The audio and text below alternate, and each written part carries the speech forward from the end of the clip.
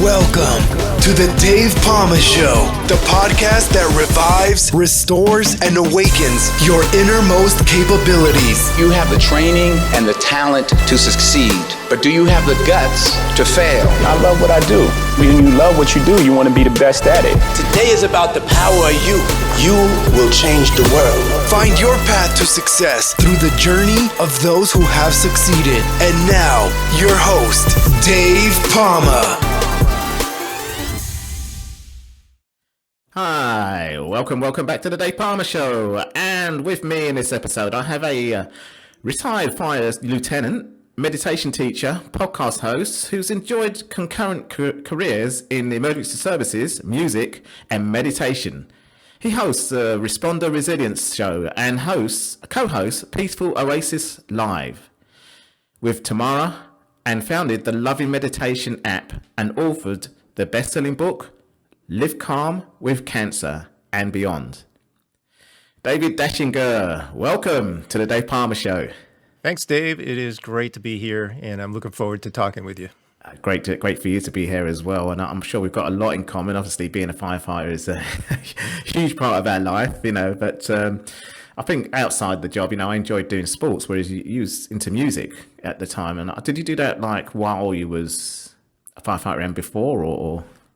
Well, to even back up a little further, music was always a part of my life growing up. It was an immersive for me because my whole family were music educators. Oh, okay. And that was great. I was good at music, but I was never good at sports. And just as a side, note, I always was, we call it spaz, but the kid that it's not coordinated, So at one point, a guy said to me, "Hey, come on, try out for the track team." I'm like, track team? I can't, it's not my thing.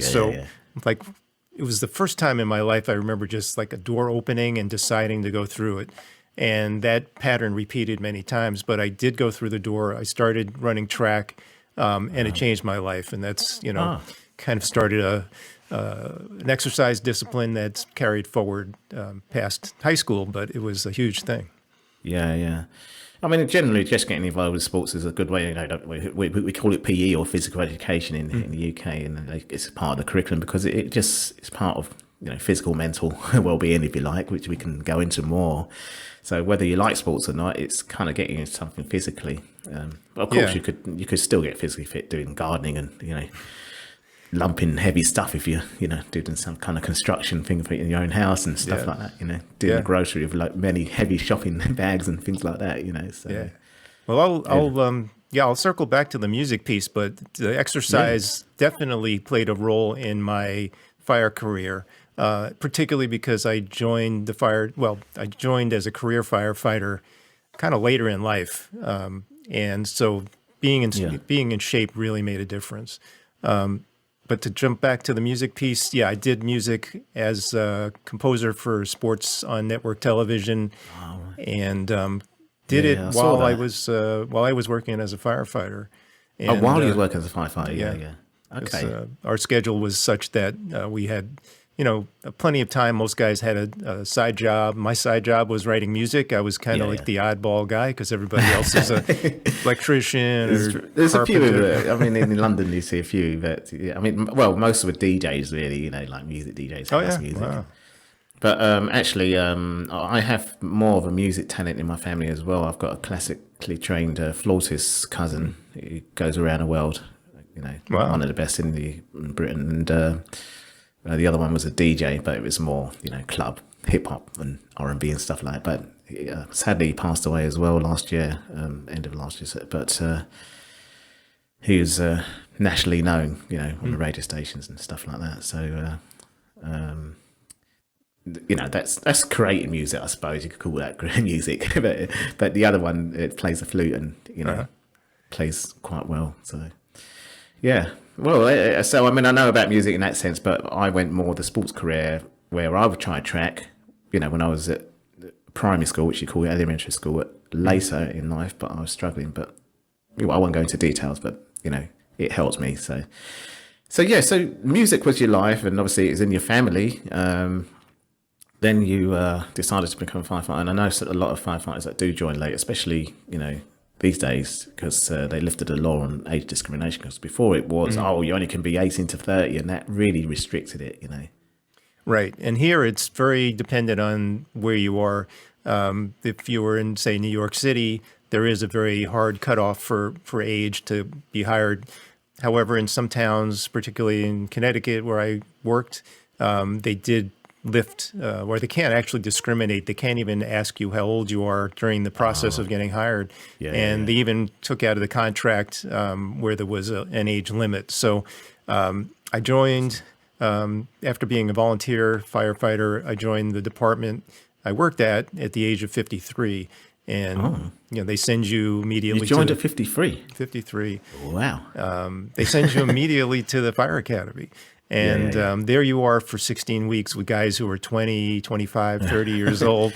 And to me, it was an opportunity to, draw on my sports experience as a runner and, doing typical stuff at the gym. And it was like I had a lot of attention on me in a way because I was the oldest person to ever go through this fire academy. And I'm like, I can't mess this up. I have to, not only get through this, intact, but I really need to kind of show that age is not necessarily a limiting factor for being able to do this job, at least, at least at that point in my life. Yeah, that's quite interesting, really, because the maximum age you could work, well, really, some firefighters do push to like 57 before they retire, but for UK, it was 55. But the government there was a big kind of almost strike action over it. They changed the pension age to 60. And they were saying, oh, you can't do that. And it's discriminating women, especially because the fitness level is kind of, slightly different and things like that. The older people were joining and they didn't mind, but they didn't really care about the pension side. It was doing the job, so it was like, but it was like more early 40s, that I heard say. Oh, that's quite interesting. So so really music was your life, but then you had this career now, and I see you're a lieutenant, which is really great to, obviously a lieutenant on the fire station. It was an interesting position as well, because when being a smaller department, when you're promoted to lieutenant, you're also effectively promoted to acting captain. When your captain is out for sick leave or vacation, you are in command of the shift and basically in charge of the firehouse. So quickly put me into I would say, out of my comfort zone to be in that position of be commanding incidents and running a daily shift, which involves a lot of administrative and kind of interpersonal skills, which, they don't necessarily teach you those and, when you're in school. Yeah. No, personal development skills, you mean, things like that.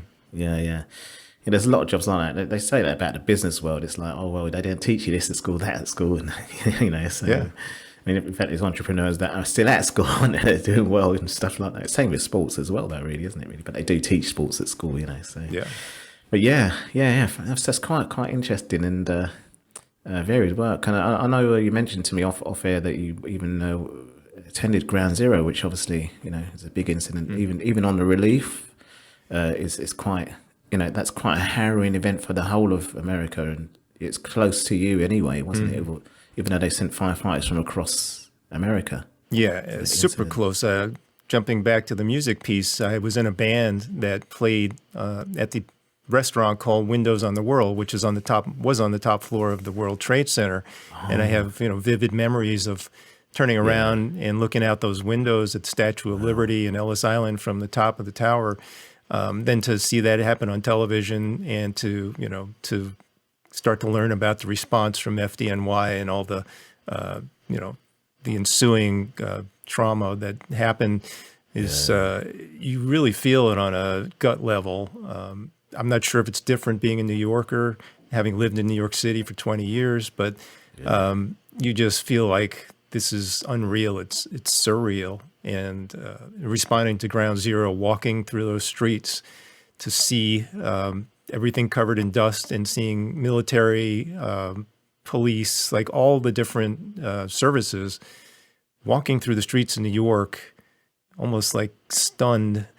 It was to me, like walking into the set of a Hollywood, epic, movie, Science fiction film or something like that, or like, a war zone. Exactly, that's what it was like, a war zone. Yeah. And so, it's something that just kind of gets etched in your memory and makes you realize that there's no certainty in this world. That as much as for a long time we thought, well, we're safe here, this could never happen. It just happens overseas. There's no, you have to let go of that attachment to the certainty. Yeah. But I was on duty in London at the time, in Acton Fire Station at the time, and you call it captain. I think that time we called it watch manager or station officer. We had a band there actually, but we saw it on TV. I was initially saw it in the mess area. I think you call it kitchen area, but and then we just obviously in disbelief. But the other thing is that the watch manager, our captain, if you like, had friends in New York Fire Department, and he said he's sure they were probably, been attending the thing, which obviously sadly, that it wouldn't probably be a chance of. But the band played some music for benefit, gigs, if you like, to raise money as well. Probably not at your level, it was probably just a band made because there was a couple of musicians on the watch and on the station. So so these are guys from your shift? Yeah, from a shift, mostly from the shift, and I think one from my shift played the piano and the other one played the guitar, I don't know which one, and then the drummer came from another watch, but all from the same station, so that was quite interesting. But yeah. There was a lot of dust around and stuff like that as well. Was that still around when you attended? Yes, quite a bit. As a matter of fact, part of the surreal, experience of being there was the dust, was walking through streets where there was nothing but papers that had blown out of the office building. The offices that were up in the building, and to see the total lack of, it was kind of chaotic. I have to say that, for and understandably so.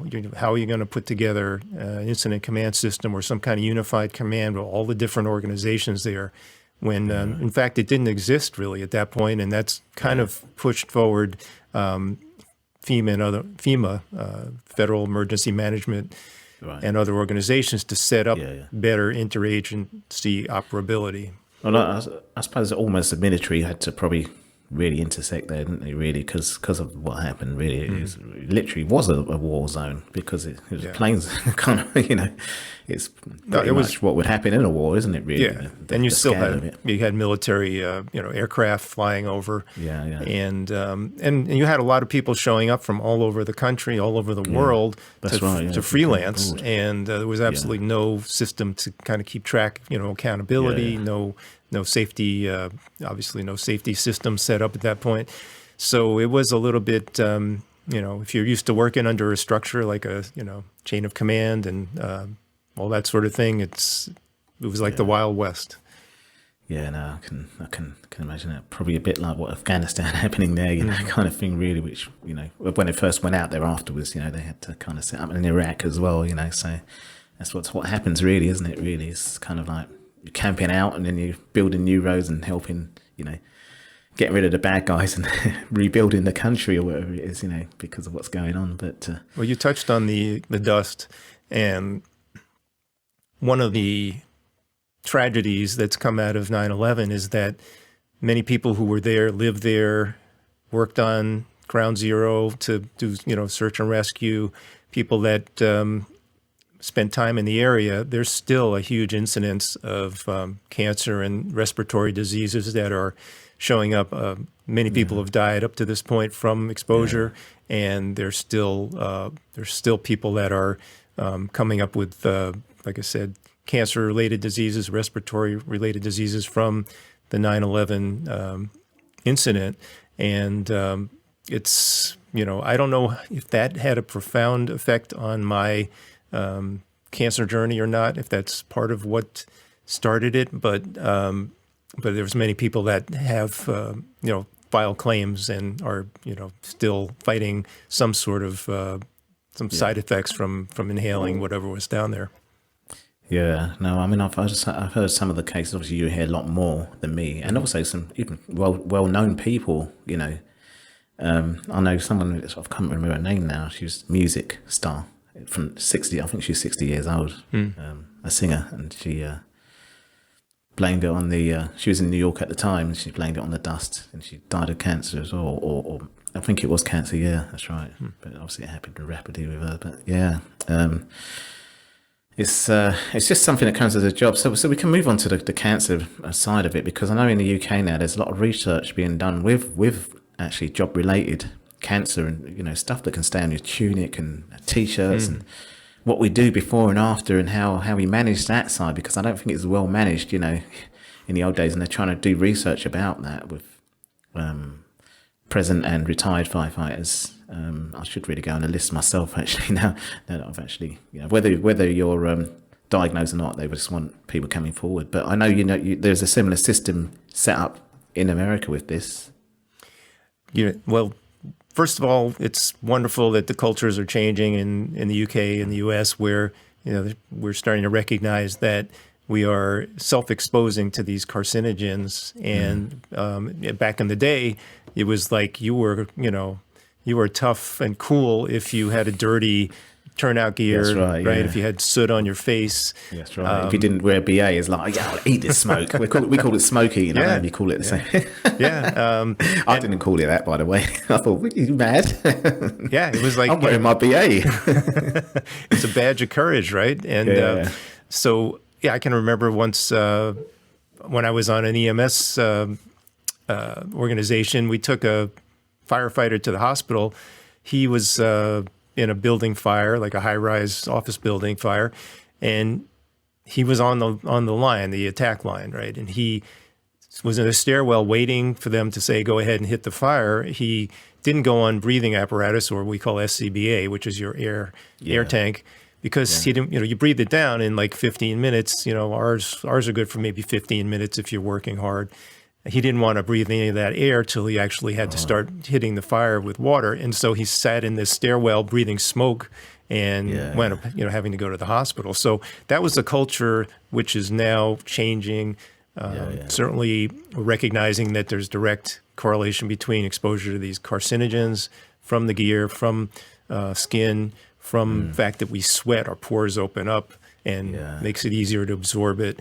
And we're doing a better job now washing the gear, washing ourselves, taking a shower, keeping the apparatus clean. And so it was nice to see that. I actually was part of writing some policy in my department to change how we handled those toxic exposures.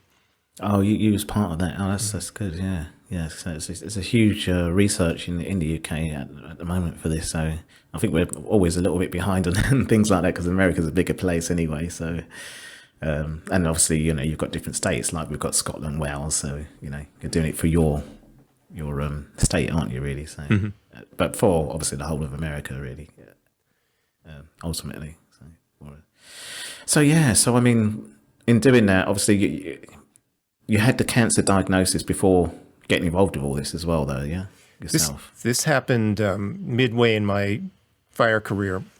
Oh, right, okay. Yeah, I would say it was probably about 5 years in, and this was a routine. Like, I went to get my hair cut at the barber, and I felt totally fine. The barber said, "What is that on your neck?" And he pointed to a walnut-sized lump, which I had no awareness of.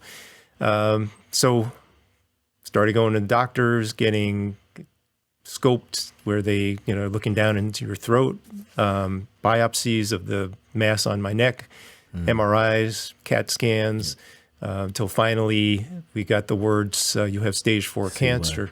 And that changed, was obviously altered my life in a huge way, and had to kind of regroup and stop working and try to get well. Well, that's it, exactly, yeah.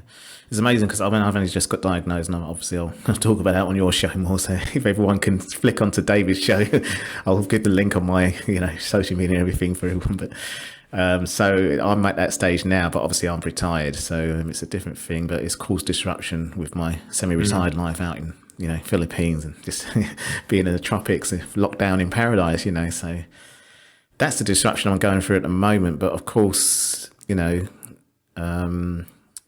didn't feel I had symptoms, but I didn't think it was, cancer. It was like not being able to pee properly, but still being able to. And actually now I'm peeing fine. I've gotten some medication now, and I would never have gone. I probably would never gone to the doctor now with it. So it's like I'm fine now, but it's not early stage, so it makes you sort of worried a bit. So the amazing thing is that you've actually brought it into remission as well, isn't it? Yeah, it was a journey that I wouldn't wish on my worst enemy, but in fact, through a combination of modern medicine and technology and trying to keep a positive mindset, especially, I think of it as mind-body kind of a journey where you're handing off some of it to the doctors and you're kind of left with your mind.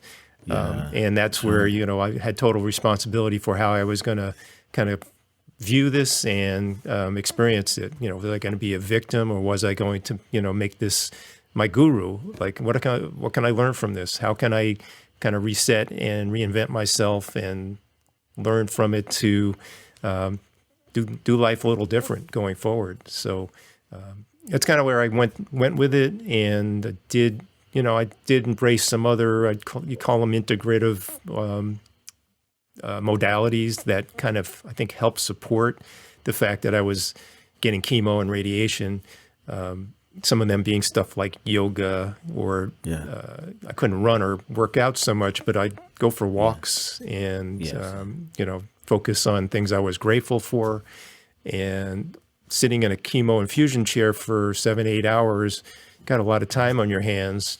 There's always choices, right? So we can choose to watch TV and veg out, or get freaked out by the news, or I brought meditations and affirmations in. I just pop in my earbuds and listen to stuff that I thought was more uplifting and kind of helping me to keep in a positive place with everything that was going on. Yeah, wow.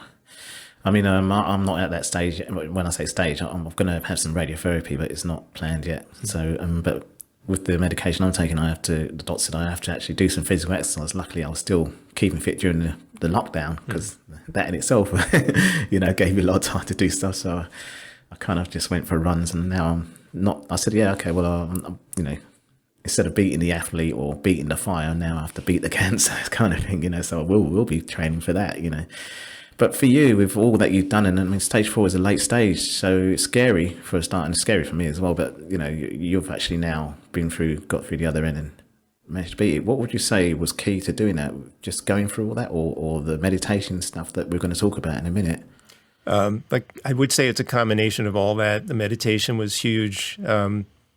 My wife her loving support and caring was huge, and I think, some of it was also the kind of like having the foundation of being in good shape physically, having a relatively good diet.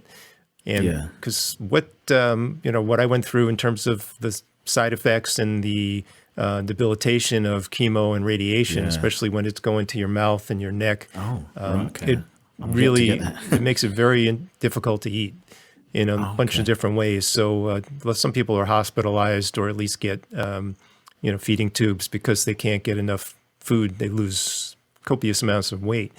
Is that because the chemo had to be around that area because that's where the cancer was? It's more the radiation. What it does is it scrambles the taste buds of the tongue, so literally everything tastes horrible.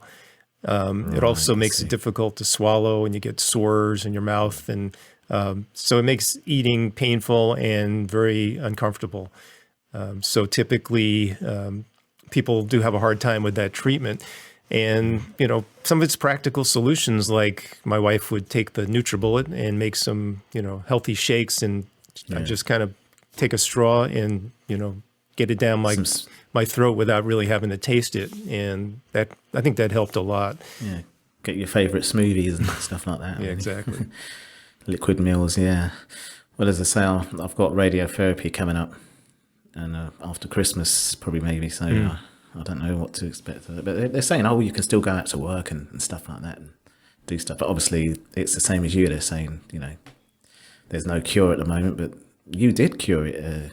They might have said the same thing to you. I don't know, but it's, every cancer is so different. There's like different, statistics involved with the cure rate or the success rate. There's different treatments. And in my case, things were not resolving from the chemo and radiation to, to their doctor's satisfaction. And they were like, well, next step is surgery. So I really didn't want to go through that. It's a very complicated and delicate surgery where you're right next to the, literally taking out the jugular vein, but also there's a lot of nerves and arteries in there that you don't want to make a mistake. So when we got to the end of the road and they said, look, this is what you got to do. The mass is still there. I said, okay, I'm going to put my trust in this doctor, and my faith in, whoever's watching over me has gotten me through my life this far, and go ahead and have the surgery. Yeah. Yeah, it is a risk you have to take. I do also have a heart condition, and it's called cardiomyopathy. I don't know if that's, they say a lot of sports people have that, but, whether it's a thing, and also a kind of maybe certain groups of people like, African, Caribbean, which my background isn't. But anyway, I went through an angiogram when I was getting investigated first. So I had to sign this thing because when they put the wire through the vein, the artery to get to the heart to have a look, it's like a telescope. They said, obviously, you could have a heart attack and could die, basically, so you've got to sign this. So that's a procedure. That's not a surgery. Well, it's kind of a form of a surgery, but it's a procedure, not an operation. So, but still, it sort of got to my mind. But I still signed it and said, like, okay, I just want to get to the bottom of this, But I suppose really I've got all that coming up. But that's when it gets to that roller coaster ride, doesn't it? Really. So yes, it is. And one of the things that I would love to recommend to you or anybody else that's going through this or has gone through it is support groups. They are fairly common here, and sometimes they're very niched into like the particular kind of cancer. But I think it's so helpful to talk to other people who are, either going through the same kind of cancer or have been through it, because then you can kind of get some perspective on, what to expect, what happens with the treatment, what some of the outcomes are, and how people are, sometimes it's just hacks, like how do they get through, some of the discomfort or, difficulties that the treatment brings. So that's, a very helpful resource. Yeah, well, I certainly will be picking your brains with that, because that certainly is something now that you've got very much involved with, and very resourceful. It's not. Wouldn't even call it a side business. Your website looks awesome as well. So tell us now more about the journey. Obviously, you've managed to actually not only go in remission, but actually become cancer free. You've come out of remission as well, and started this meditation business, cancer. And also the resilience podcast, Responder Resilience podcast. We will talk about that as well. But tell us the journey now after recovering from this. So, the picture was fire career is on hold. I'm getting the treatment for stage 4 cancer using these, mindfulness, meditation, gratitude, yoga. And fast forward to, all right, I've had the surgery, and I go to my oncologist, and he says, today you are cancer free. And we're like, of course, super happy. And he's like, you guys are so calm. David, you didn't have to be hospitalized. You got through this physically very, very well at your age. How did you guys do it? And we said, well, these are the things we did: yoga, meditation, mindfulness. And he's like, I want that for my patients. And at that moment, Tamara and I looked at each other, the light bulb went off. We're like, we need to create something to help cancer patients and caregivers who are going through this same journey. At that moment, Loving Meditations was born, and we began to create an app where we have our meditations. Most of them are actually good for anybody who's got any kind of stress, but some of them are specifically for cancer patients and caregivers. Yeah, and first responders as well, I guess. So now we've, more me, I've started to adapt meditations for first responders and dispatchers. And I lead meditations in a peer support group every week. I've done it live. And part of, what I love doing is just being of service. But I'm realizing that within the first responder community, as well as the cancer community, there's huge amounts of stress, burnout, PTSD. Yeah. And so, part of my mission is to, do what I can to help people get calm in the middle of their daily stress. Yeah. I mean, I used sports psychology with doing track, because I said I competed up to Olympic trials, in the UK and some sort of pretty high level, at least at national level and sometimes internationally, but not obviously a superstar. But while I was a firefighter, so I used a bit of sports psychology, including meditation, visualization, stuff like that, to go with it for my warm-up procedures and everything else. So it was applied. But a lot of people looked at it in those days as something kind of like, oh, it's from the Eastern world. It's a bit like yoga as well, which is very good for you now. But those days it wasn't looked upon as, traditional kind of stuff. But right. Well, Dave, I would say that even today, you think of meditation, most people think of meditation, it's got a really cliche kind of image, right? It's got this, there's a monk sitting on a mountain in a lotus position. Right, he's going, and he's, got his hands up or open and he's there for hours, right? And that is not only not accurate, but it's not applicable to life today, where people don't have the time. They don't have a place where they can go for 20 minutes or an hour in the middle of their day. So one of the things we're doing with meditation is we've adapted it to daily life and daily stress, where you can actually meditate with your iPhone or your computer, or in the middle of, if you're a responder or a dispatcher, in between calls, we have very quick ways to calm your mind with no effort. And so what we like is that this is descended from the roots of authentic Tibetan Buddhism, but it's been adapted by our meditation teacher, Michelle Pascal, to actually be useful for people in the year 2021. Yeah. So how does benefits of this, how does this benefit having a sort of quiet, calming down the chatter of inside people's minds? Because that's really what it's about, isn't it, really? Yeah. Well, stress is obviously, we keep reading over and over how unhealthy stress is. We actually think that people are addicted to stress because there's a hormonal response to stress, which was, designed into our bodies for a threat, physical threat. But in today's day and age, the stress keeps producing those hormones. Those have negative effects on our health, but also, and it's addictive. It's an addictive kind of thing. So what we do is to find a way to get calm with no effort, no concentration, without having to, focus on your breathing. Like I said, in the middle of a daily situation, and change that hormonal cocktail into oxytocin and serotonin, which are good mood elevators, hormones. And dopamine as well. Yeah, dopamine. They're healthy. And to switch that addiction to a positive addiction. Yeah. We're talking about addictions. I mean, there were some serious addictions going on, especially with alcohol in the fire station. And every now and then I'm kind of put my hands up to that as well. But I wasn't really a drinker, and I did my sports and that. But, I sort of socialised. But under the stress and the culmination over the years, it did increase with my own kind of thing. And it is very easy to go that way in our type of job. Even doctors and that, they're under that kind of... Absolutely. There is a drinking culture, which obviously doesn't help with that, Yeah. It's there's a number of substances that come into play, just in sort of the legal world of substances. Alcohol kind of numbs people or helps them take the edge off. Yeah. People use coffee and caffeine quite a bit. That's right. Yeah. And food as a way of changing their mood with sugar and carbs and that sort of thing. Yeah, that's right. Yeah. Yeah, I mean, you just got to start to look out for, well, even myself, I have to start looking out for where it's going wrong with those sides of things, especially with food, because even when I think that food is healthy, it might not actually be, for the prostate, it could affect that, area.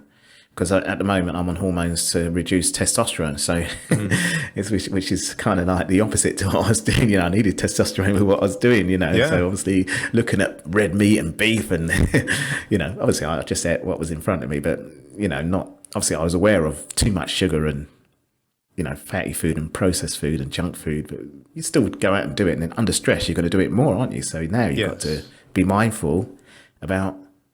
Now I have to be mindful, and anyone else listening who's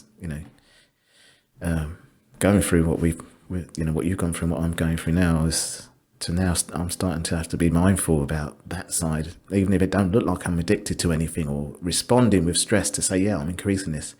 Yeah, absolutely. It's a recalibration and kind of a reset of habits, lifelong habits, maybe that you want to do everything you can to give yourself the best. Make yourself the best you can to deal with the the cancer journey. So, and flipping back to the responders, it can get to be more than just a alcohol to take the edge off. That turns into an addiction. There are certainly people that are in that profession who are dealing with PTSD and other, deep amounts of stress, and turning to, outside of normal channels, turning to stuff like alcohol and substance abuse to deal with the emotional side of the stress. So part of what we're doing with the Responder Resilience podcast is I have my co-hosts are trauma therapists who work with a technique called EMDR. It's eye movement desensitization, where it very quickly helps people dissolve trauma and strong emotions. And it's really gaining acceptance here in the U.S. I keep hearing about it all the time, and I know a lot of success stories with responders who are using it because they've got PTSD-like symptoms. And so it's part of what we do on the show is to try to share information and have guests like you to talk about what they've done to be resilient and to bring a healthy, kind of mind-body wellness to being a first responder. No, absolutely. Well, let's look at your show a bit more. Obviously, both cancer patients and first responders will benefit from what you have to share.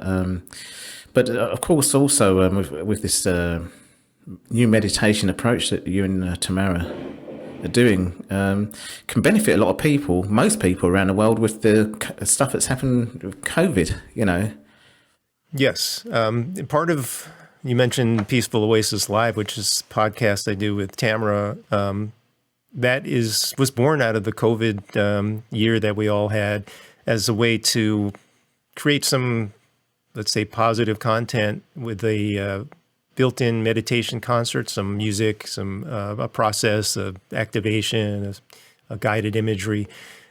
So with COVID, everyone is experiencing higher degree of stress.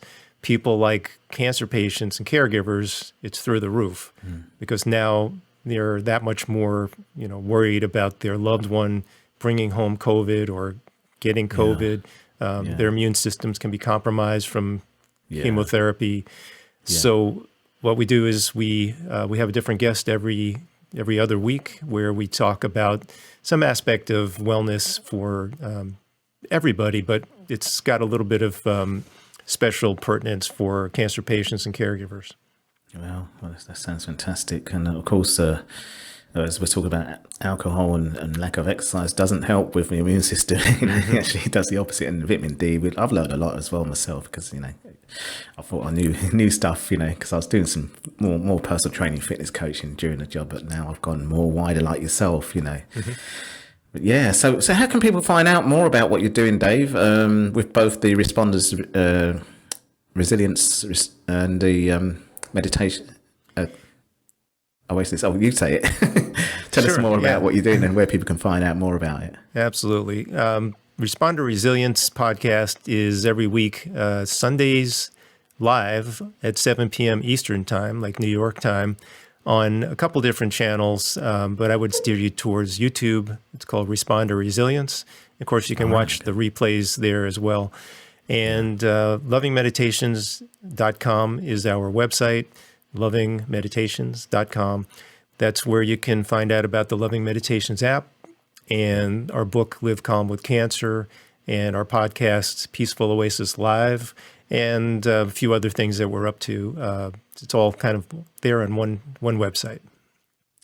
That's fantastic, Dave. It's really a great pleasure having you. This is the first time I'm speaking to someone I've had firefighters on my show, because obviously I'm talking about things like, you know, on the theme what we're talking about, but not since I've had this cancer diagnosis. You know, I mean, during COVID I have had a couple, and you know, it's a big topic, but now the first time, and obviously it's helping me and it's going to help lots of people as well. So keep doing what you're doing, Dave. And Dave, it's a great pleasure having you, and I wanted to have you on here again, and hopefully I'll be like you, sort of recovered and just, you know, got a good few years in me yet. So great. Have you back. Yes. Well, thanks, Dave. And I think what you're doing, you know, to be in a place where you want to talk about it, share what's going on in your life, and, you know, how your journey's going, is really, it's really important to kind of open up and share that stuff. And I wish you all the best. You'll be in my thoughts and prayers every day. Thank you very much, Dave. That's all for this episode. Thanks for listening, and remember, if you want to support what we do, then share, subscribe, and leave a review over on Apple Podcasts, or head over to my website, davepalmer.com, and click on Rate Show. Well, that's all for now, but I'll see you in the next episode of The Dave Palmer Show. Follow us on Facebook, Twitter, and Instagram.